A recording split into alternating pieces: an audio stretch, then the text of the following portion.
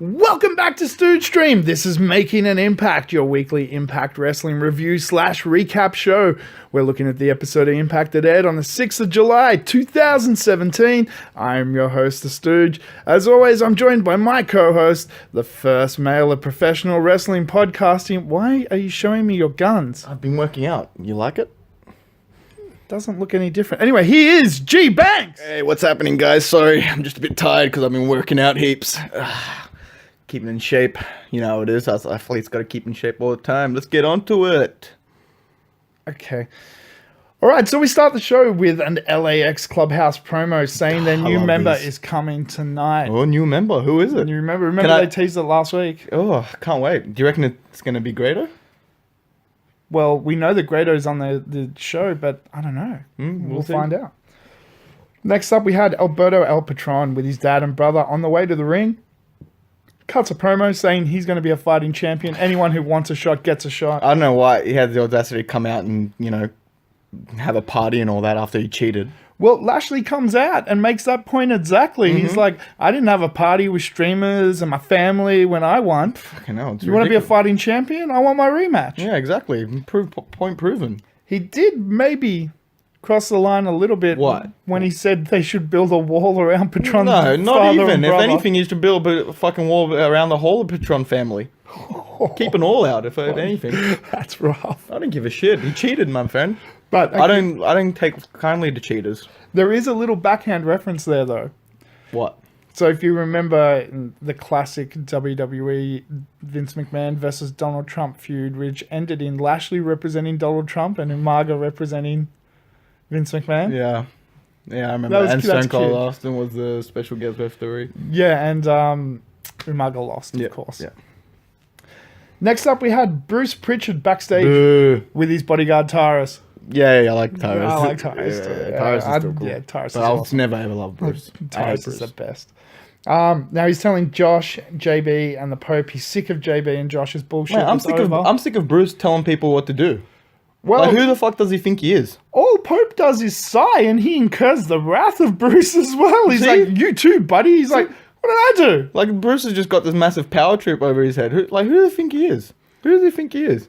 Honestly, I've had enough of him. Freaking justice for Pope. Yeah, look, I'm jumping on board this one. Yeah. Justice for Pope. Hashtag that shit. What did Pope do? Yeah, no. He's the man in the middle. Exactly. I've had enough. Next up, we had Caleb Conley versus Sanjay Dutt. Caleb Conley. Who's that? Caleb Conley, the guy that versed Sanjay Dutt that we've seen many times. Never seen him. Many times. No, never heard of him. Many matches we've watched. Must be a newcomer. Many. Okay. So this is just an X Division match. There's no wonder that's why I don't know him, because it's the X Division. Dude, serious. It's X Division.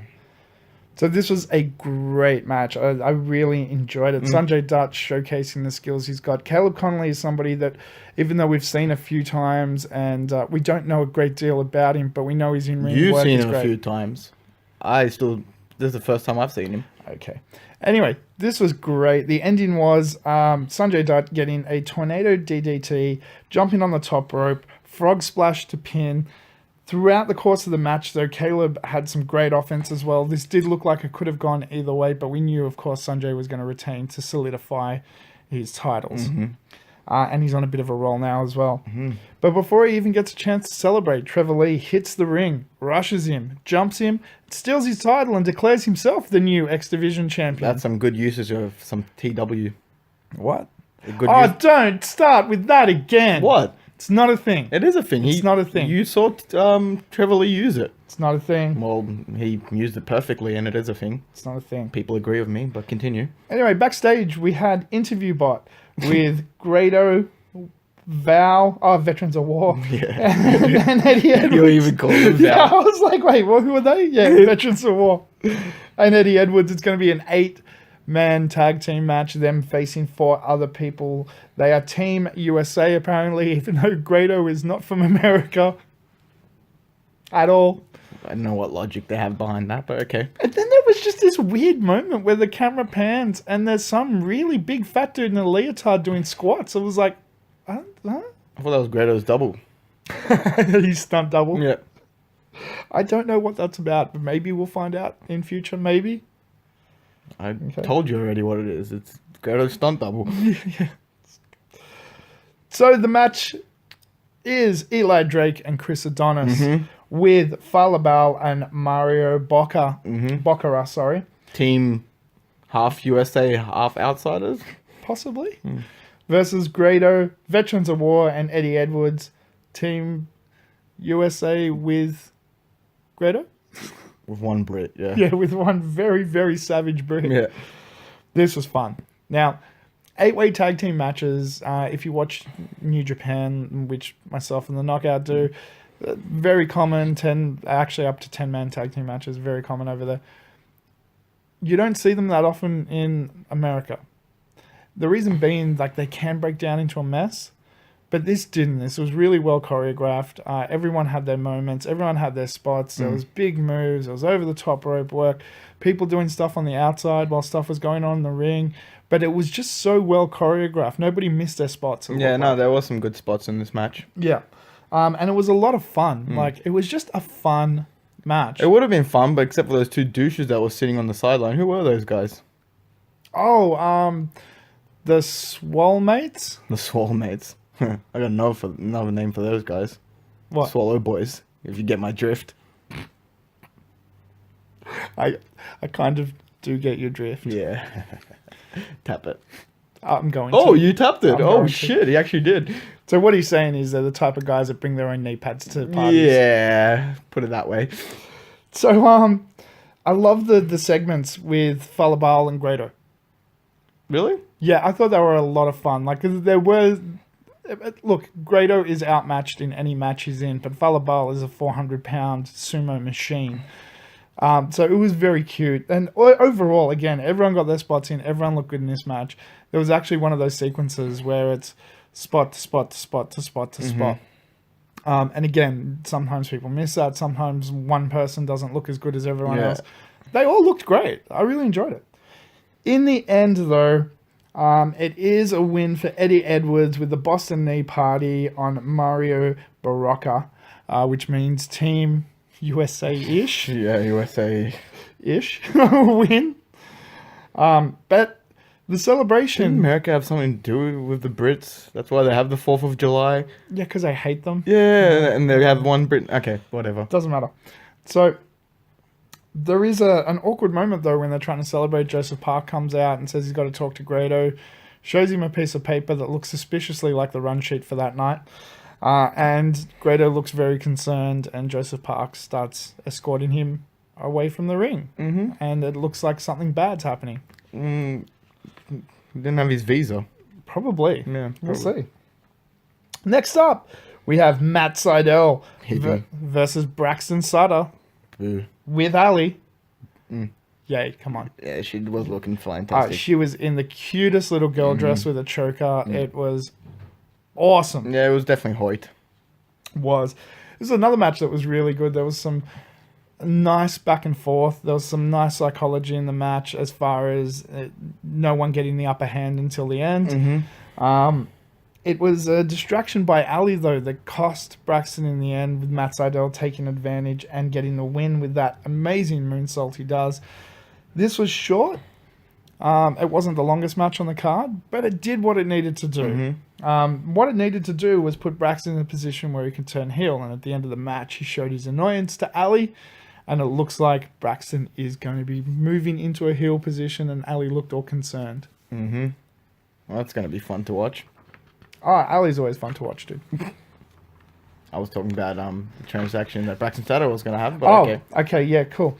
No, it will be interesting. Like, I think I said it probably 10 episodes ago that I want to see them as heels. I'd like to see them turn the coin and be like, this has all been an act. Like, we got over. You're stuck with us. Well, he now. already went kind of heel already by leaving my poor princess at the altar. Dude, that's... Laurel, really? Yeah, of course. Really?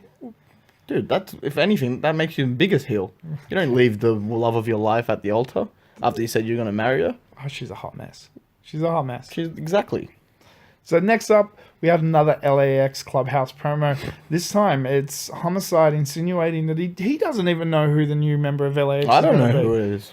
But Conan did promise that we're going to see some ultra violence and L.A.X. style shenanigans at some stage tonight. Mm-hmm. So we'll see where that leads. All right. Next up, we had JB in the ring announcing the return of the Super X Cup. Ooh, what is that? It is an X Division tournament with international participants from all different promotions around the world. You had me at, until you said X Division, so... Anyway, this is an 8-man tournament this year, including Davey Richards, Andrew Everett, Sammy Gurava, Drago, ACH, Tai Ishimura, Desmond Xavier, and Idris Abraham. And if I've messed any of them up, probably did. Yeah. Aussie, Give him hate in the comments. you're lucky we speak English. Yeah. So we're going to see the first match in the first round tonight. That's Idris Abraham and Desmond Xavier. They get a little promo package each beforehand, which was nice. It's a way of getting to know these competitors we've only seen a couple of times in the past. The match starts. This was, again, a really good match. I really enjoyed this. It was alright for an X Division match. Yeah, I think the international flavor that you get by having, and the different exposure from different promotions you get by having people from all over enter a tournament like this really shows like how good wrestling can be. And these guys put makes on it a a sport showcase. again. Yeah, it does. And Desmond Xavier, he looks like an athlete, dude. Yeah, definitely. Idris Abraham has got his character down pat as well. Somebody for you to get behind. Yeah, I as well know. with your Middle Eastern background. Well, I was about to say I've got some Middle Eastern background, so I can kind of back him. But He's got a mad throw, dude. I'll admit that. He's got a mad throw. That throw's ridiculous. It is. It was something that came out of the 80s. And There was a whole lot of spots where he was, ducking under Idris Abraham's jumps or lariats, and you could see like the hair was just making it. I feel like that hair comes in favor though, because when they get into tie-ups or lock-ups, they can talk shit because no one will see them. Yeah, with the hair. Yeah, yeah. it definitely worked. I really enjoyed this match, and I love, as we were talking during the match itself, and I was saying I really enjoy seeing people that I don't really know much about, and not when it's a squash match, when they've got time to actually wrestle, and we can see who they are, what their characters are, what they're capable of, and we definitely got to see that. No, in this you're match. right. It wasn't a full squash match. It was actually a proper wrestling match. It really was, and nobody came out looking. It wasn't an X Division match. It definitely was an X Division match because it ended with Desmond Xavier getting the upper hand with a corkscrew 450 splash that he calls the final flash. Pretty sure that's like a move in a game.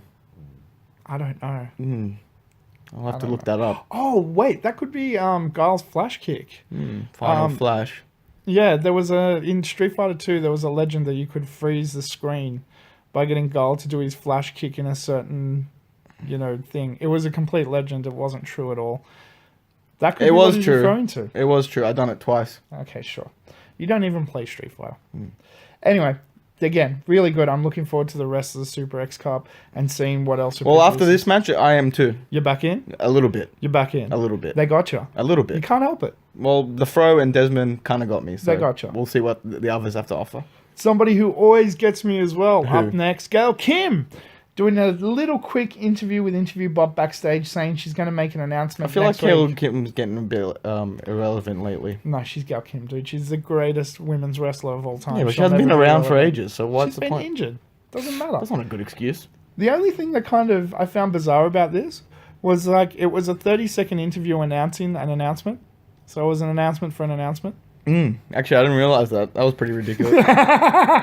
Way to waste time on TV, you idiots. They could have just had You only got an hour. They could have had JB saying, "Oh, we just got news. Gail Kim will be here to make an announcement next week," just over commentary. And then put the, a picture of Gail Kim. Yeah. coming next week. I don't know.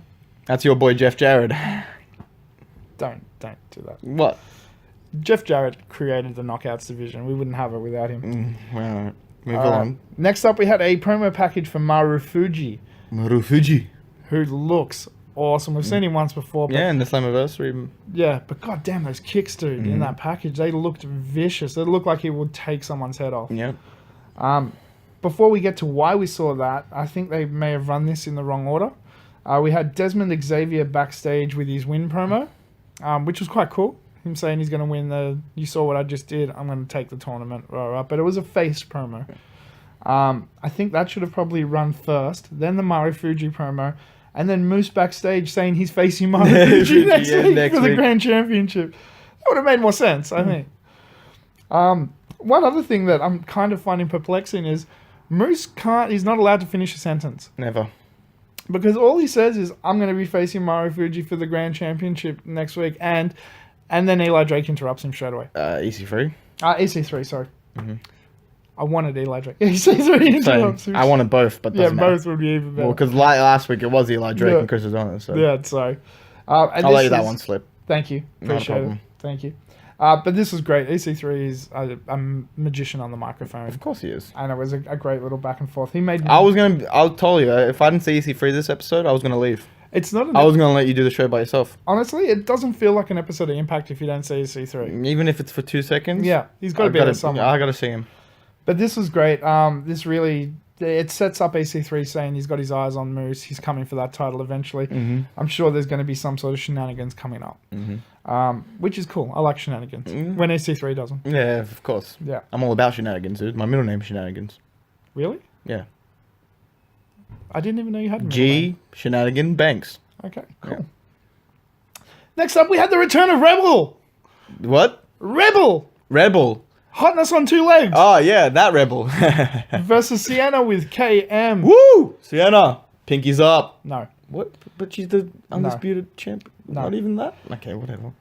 So Rebel was there clearly to job to Sienna, but during the course of jobbing to Sienna, she did make Sienna look really good. She did get a little bit of offense in as well. Rebel looks like she has been training and looks a bit better than she did the last time we saw her as far as timing and in-ring work goes. You were concentrated about a match? Yeah, I was watching the hungry asshole try and eat the panties as well, but I did try and watch the match. Oh, okay. Yeah. All right. I have to admit, one of the greatest lines of all time was Pope saying something along the lines of like, I'm going to paraphrase here, but basically she's useless, but she's hot to look at. Yeah, pretty much. I'm like, You're not paraphrasing, that's what you dude, said. you cheeky bastard. But no, again, Rebel did get some offense in. She looks a lot smoother than she used to. She sells a lot better than she used to. Sienna, of course, always looks fantastic in the ring. I thought a great spot was when Rebel almost had Sienna, but turns, goes for KM instead. KM just catches her like, no, what are you doing, little girl? Yeah. Puts her down and goes, no. Cops the feel. Yeah, and she slaps him so hard that later you see he's got a busted lip. Like, and I think he liked it because he kept like, why? But he wasn't angry. He was waving to go, all right. I liked it. I liked it. I don't know. I didn't know if I wanted to be KM at that moment because if I was jealous of him but then I thought if I wanted to be KM in that moment, I'd have to be KM. And that kind of just ruined it for me. No, if anything, it's a plus. It's not. I don't want to be Biff Tannen. Why? Biff is great, and KM's just as good. Trust me, KM's a good guy when you get to know him. Sure. Now, because Rebel Just don't call him a liar. Ever, clearly. Rebel cost herself the match, though, during that distraction, because when she got back in the ring, Sienna rolled her up straight into the guillotine choke that she's been using as a finish that looks awesome. phenomenal, but Rebel didn't. Admittedly, that was her one flaw. She didn't know how to sell that properly because she had her arm in the wrong place. But it still looks great. Sienna is like the little roll-up package that she does and stuff. She's so smooth in that ring. Sienna is amazing in the ring. I love how much you're talking about Sienna. Keep going. I can hear you. Oh, look, I'm not a fan of her, but I can't deny her skills. When you make Rebel look that good, like, she's not that great yet. She will be if she keeps training. And from where she came from, she's a lot better. But Sienna made her look fantastic. So afterwards, I had a little moment with KM and Sienna in the ring celebrating. One of my other favorite moments of this match, which you pointed out, was when Sienna made Earl pick up her titles. Then Earl handed the back to them the wrong way. And she's like, do it right next time, Earl! She loves Earl. She gives him so much! Yeah. That's her showing affection. It's great last week when he went to pull it off. Don't touch me, Earl! Yeah. Don't touch me, old man.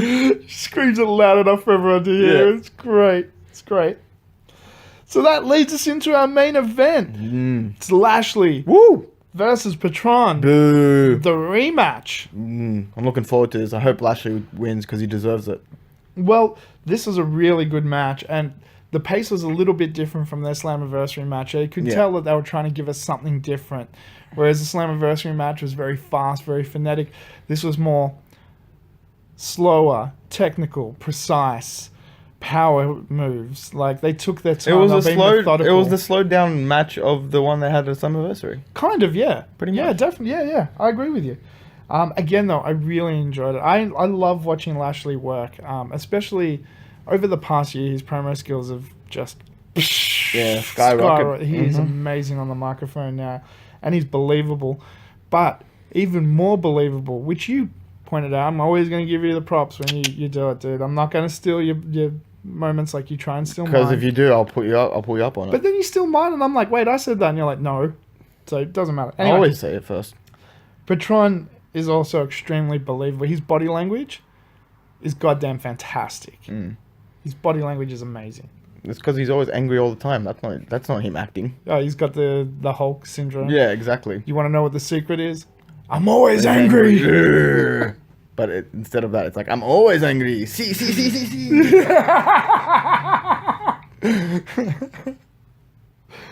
So, yeah, again, this match was great. It had that technical, methodical style, which these guys are geniuses because they gave us something. It was only a week ago, and they're like, we're going to have to do it again. A day ago, if anything, isn't it? Because then don't they shoot straight after? Wouldn't have been... Oh, no, the shooting schedule would have been all okay. over the place. But Okay. as far as what we've seen, they know that we've seen like this fast-paced, hard-hitting match. So they gave us something completely different, slowed it down, and, you know, that's really cool because it makes it interesting. It's not exactly the same thing that you saw. Yeah. Because it actually would have been boring if we saw the same match. Yeah. Of course, there was Lashley going for the spears, Patron countering, Patron going for his cross arm breaker, Lashley countering into a swinging neck breaker. Eventually, Lashley getting his spear after, I think it was the third or fourth attempt. When he jumped off the top rope. Yeah. Patron dropped. Which was amazing. Just speared him out of the air. That was brutal. Which reminded me of, okay, obviously it wasn't on that same level, but another person who was great at spearing people out of the air was Edge. Oh, I Edge used to spear... thought you were about to say Roman Reigns. Dude. What? Don't make me hear you. What? Edge was amazing at catching people out of the air into the spear.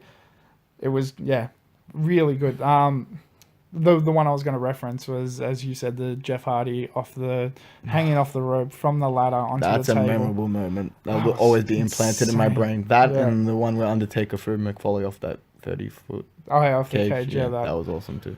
But no, Edge has gotten some great spears as well. I think it possibly was an Undertaker where he speared him off the apron onto a table as well. And I like it just, yeah. But Lashley looked sick doing that. That looked awesome. Yeah, it did look cool.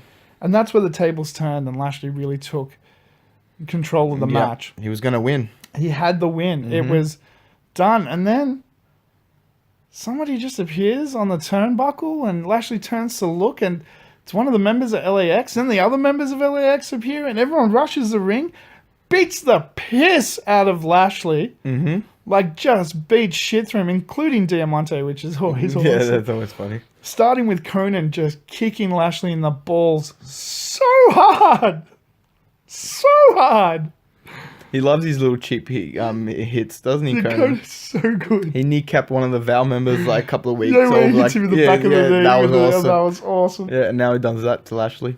Oh, dude, that looked great too.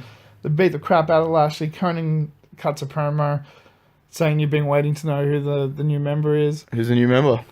Alberto Al Patron. Woo! Wait, what? Woo! Wait, what? I've been backing him since day one. I had you fooled the whole time. Wait, what? Dude, I've been backing El Patron since day one. I knew he was going to be the newest member of L.A.X. Fuck. Wait, run that past me again? Dude, I love El Patron. Viva Rasta! Woo! Yeah! I can't believe it. Woo! At the beginning of the show, you were talking shit. No, I wasn't. I was showing how much respect I have for that guy. You said that we should build a wall around his whole family. No, I didn't. I said we should build a wall to help his family. What are you talking about? Woo! L.A.X. El Patron is in L.A.X, dude. Aren't you happy? I was. What do you mean? I'm just confused now. Why? You've been shitting on Patron since he joined Impact. No, I haven't. I love the guy. I was just a big joke. I was just mucking around. I knew he was going to be in L.A.X. I was just like, from you and the fans. I don't know what. Okay, so Patron has joined LAX now. I'm kind of stuttering my words here. I don't know what to say or what to do, people. Leave some comments, please, because I don't know what to do. What? I love El Patron. I don't know how to deal with you anymore. The guy, I just don't. the guy's been the face of the company since day one. And I said that. I don't know what to do. I'm lost. Oh, anyway, LAX now holds El Patron. the unified heavyweight championships with El Patron, the unified tag team championships. And just an interesting note that I made when we were watching it, they also have a former multiple time X Division champion as part of their stable. A dude who, I believe his name's Homicide? Yeah. Former multiple time X Division champion? They're going for all of it, sir. How cool would that be? Clean sweep. It would be very awesome. It would be very cool. Actually, I'd kind of enjoy that. And LAX taking control. I've been waiting since day one for this to happen. I can't wait. If they do this right and do it like the old NWO original story arc, keep the members limited to a few people and shit, have them control everything, take over the show, have like an LAX episode where they run the show and like the ring ropes say LAX, not Impact Wrestling anymore and stuff. You could do some interesting stuff with this. Yeah, no, I'm very looking forward to this. Yeah. Maybe set up like, I don't know if you ever remember when Raven used to have matches, he had them under Raven's rules. Raven's rules? Yeah. Which is basically he could cheat. Oh, okay. I like that. Yeah. So have LAX set up like their own set of rules. It's like we can have multiple guys come in and smash you. Yeah, we can kneecap you. We can have garbage bins and weapons and stuff. You can't do shit. Okay. And if you do anything, you get disqualified automatically. Cool. And then we rush you and beat you. I really like that idea. That would be awesome, right? Fucking oath it would be. And then you can... And I was commenting earlier because I actually didn't know that the whole thing was going to go off like it did. But earlier I was like, doesn't Lashley's promo like almost sound face-ish? And then he said the wall bit, and I'm like, oh no, not at all. No, we went super racist. Yeah, no, he went too far with that call. Yeah, that was great. That was because it completely threw you off the scent of what was happening. Yeah, no, it was inappropriate, I reckon. Sure you do. Wait, did you just turn on Lashley? What? No, I didn't. You just turned on Lashley. No, I didn't. I was just saying how racist and inappropriate that joke was that he made against the legends of El Patron's family. I don't know. Can somebody supercut him saying all the horrible shit he said about El Patron, please? No, and send it to you won't find anything because I never badmouth legends. Okay, so this was your post Slammiversary Impact episode. I thought it was great. Great surprise. Went off fantastic. It was awesome. Great way to end the show. Great episode. Yeah, it really leaves you hanging for more. Now, before we pick our match of the night, I already know yours. You don't have to say anything. It was Patron. Yep, of course it was. I'll pick a match of the night. I was about to say, you're going to even bother asking me? No, I'm not. I'm just shutting that shit down right now. Cool.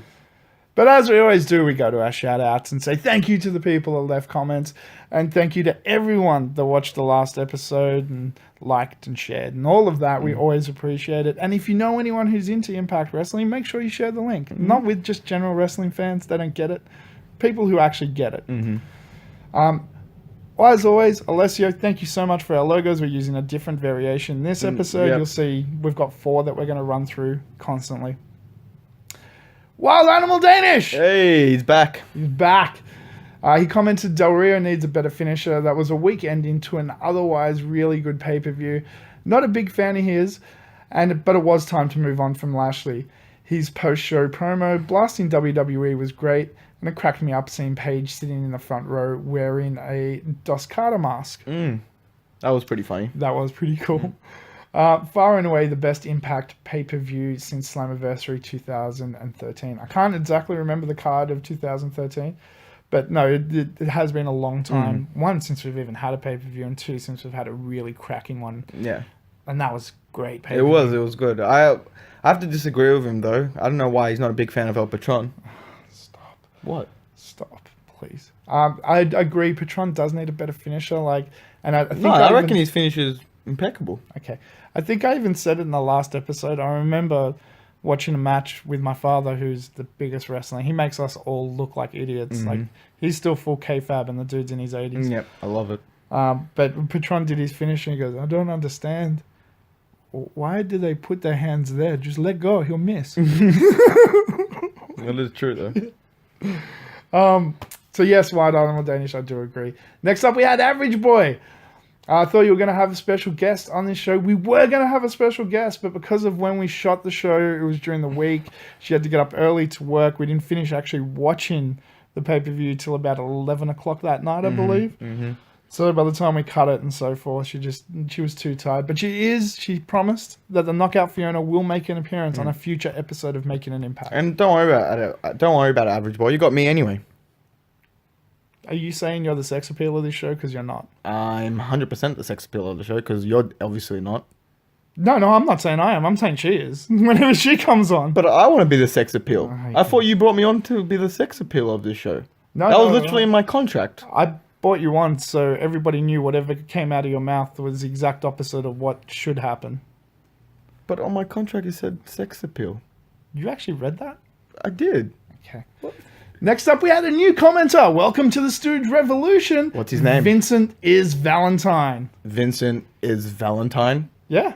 So he's always in Valentine mood? I don't know. I don't know what it means. Will he send me a card? I don't know. Send us a comment. Let us know what your name means. He's obviously intrigued, and I think G-Banks wants a card. You can send us a digital card to StoogeStream. I want a real card, but whatever. But yeah. You're not getting real cards, dude. We live in the age of digital shit. Come on. Well, I still want a card. Okay. So he said, I'll be anticipating the DVD version release of this pay-per-view. Overall, I give it an A- rating. Oh, A-. Okay. Maths teacher. It's a tough man to please. Yeah, I know, right? But look, it's in the A's. I'm happy with that. DVD version release. It won't be too far. And you'll get it super cheap anyway, because Don West is just giving Don West away. will probably just give it to you. Yeah, you want it, brother? Just send him an email. Don West is awesome. Yeah, I don't mind Don West. He was awesome on the pay-per-view. He was alright. So, yeah, look, I think the DVD version will probably be pretty cool. Because this will be worth rewatching. And it's the only way you can really rewatch Impact stuff. So it might be one I may invest in just because, I really enjoyed that card. Well, if you get one, get me one, and I'll pay you back in like a year. No, you won't. And finally, hey, Alessio! Oh, hey, what the hell? Logo Man, thank you! Hey, what's up? So this was a great Slammiversary. One of the best TNA Impact Global Force shows, I guess. I love how he put Global Force last. Yeah. Good man. In recent years. Did Global Force have shows? Yeah. My favorite moment was when James Mitchell did a surprise entrance. I love the return of Father James Mitchell. That was so cool. He's still so creepy. He is, even on a cane. But my match of the night was the 4-way tag team match. The action was out of this world. It was a great opening to that card. It really set the pace and the mood for the rest of the show. And it again, had some international flavor to it, some different wrestling. That we're seeing now. Yeah, it was great. But yeah, Father James Mitchell, he is so cool. And the return of the original Abyss. That was pretty cool. And doing the arm cross, I love that. It's the dumbest thing, but I love it. Yeah, you're attracted to dumb things. Shut up. That's why you're on the show. Yep. Long comment guy! Hey, Smooky, what's up? Smart Guy 297 over on Reddit took his nickname to heart and wrote me an essay. Yeah, I'll give you that one. Dude, it is yeah, it's fucking long. long. We can't go through all of this. I'll pick out a couple of little bits. The opening match was fantastic. I'll edit that for you on the fly. The spots were unbelievable. You are right. It definitely set the pace for the whole night. It really did. Like, that was just a cracking opening match. It just really got you in the mood and ready to go. The crowd was really into that match. They were. Yeah, fucking oath. They were. I'll jump down some more. Did you call the interview chick Mackenzie the interview bot? Yep. Pretty much, because that's what she is. Yeah. If you haven't worked out yet, any backstage interviewer in wrestling, is just an interview bot. They're basically there to just hold a microphone so someone else can cut a promo and react to it. Pretty much. You could literally have a child do it. Nobody would notice. Actually, I might get a job doing that. Yeah, dude, seriously. No one would even notice. Like, honestly. I don't know why they bother trying to, have attractive girls do it. Just have one of the other fucking wrestlers do it. Like, it doesn't matter. The JB Parks versus Steiner Josh match was my match/segment of the night. That's Yeah. funny. And I It was did my actually, favorite segment. and there was a question mark there. That's why I said it that way. It was almost a culmination of the final deletion style. JB is a creative genius with these. Yeah, he is. He's really fucking great at that backstage shooting stuff. Like, JB is great. His imagination is amazing. They were all not only funny, but just entertaining. Absolutely loved it. From Steiner cussing out the fans to chasing them in the car while screaming fat asses, to Shark Boy, to Father James Mitchell, to even Josh annoying Steiner by constantly telling him to let him do it. Let me do it. Let me do it. Yeah, that was pretty funny. It wasn't It was annoying. He phenomenal. wasn't It was annoying pretty- Steiner. I was just asking him. Yeah, it was good. A quick comment about, like, there was a little bit about the Full Metal Mayhem match, and I agree, having the tax dropped in the mouth into the super kick segment. Eddie Edwards is a crazy bastard for taking that. That was brutal. I Yeah. enjoyed it. A bit about the knockouts. There was a whole paragraph about this, but just a quick bit. Rosemary's entrance was awesome. It was, with all the other goths and stuff, Yeah. and it looked really cool. And it was simple. It wasn't overly done. It wasn't overly produced. Just a couple extra people, and it looked really good. My wife and I were both rather disappointed that Sienna won. Why? Wait. You could see that there was a lot of painted faces in the crowd rooting for Rosemary to win. I think Impact missed a great opportunity here for a great pop by not having Rosemary go over. No, they didn't. I agree and disagree. Why do you agree and disagree? Okay. Let me get comfortable here. So I agree, it felt like the whole setup had been going towards Rosemary winning the unified titles. People are very much behind her. There's people with the face paint and all the rest of it. She doesn't need the win. Explain. Okay. She's one of those characters that she can take a loss and next week come out and still be a credible threat. Sienna is still just establishing her character away from Maria. So even though I would have loved to see Rosemary win, Sienna winning really establishes her as a dominant heel in the Knockouts division while unifying both of those titles. While at the same time, it doesn't hurt Rosemary at all. Like, literally, she can come out next week and challenge Sienna, and I'd be like, yep, I'm in. I believe that. I like your usage of dominant. Of course, that's what you picked out of all of that. So let me know if you agree with that in the comments below. Like, I honestly think Rosemary is one of those mythical characters that can get away with taking a loss and not, like Bray Wyatt in WWE. Dude eats fucking losses like breakfast, but yet every week he's still credible. So that's what I think. And The Undertaker for years and years and years always won at WrestleMania, but lost a lot of shit during the year. But always was credible. He was always a threat. And this puts Sienna into that level of always being a threat. But Rosemary's already there. She didn't need that win. But she will get that title back. Let's hope not. Let's hope not, you dickhead. Now, normally I'd ask you what your match of the night is, but I'm skipping your ass because we already know. Yay. Seriously. What? It was a great match. Seriously. My match of the night was the round-up matchup in the Super X Cup tournament of Idris Abraham versus Desmond Xavier. Thought that was a spectacular outing for both of them, and Desmond is fantastic in that ring. He's caught my eye. Let's put it that way. Yeah, he does some very cool I'll have a stuff. chat with him. We'll see how it goes. What? No, okay, I'm ignoring that. The corkscrew 450 splash that he calls a final flash he does it so well. It looks really good.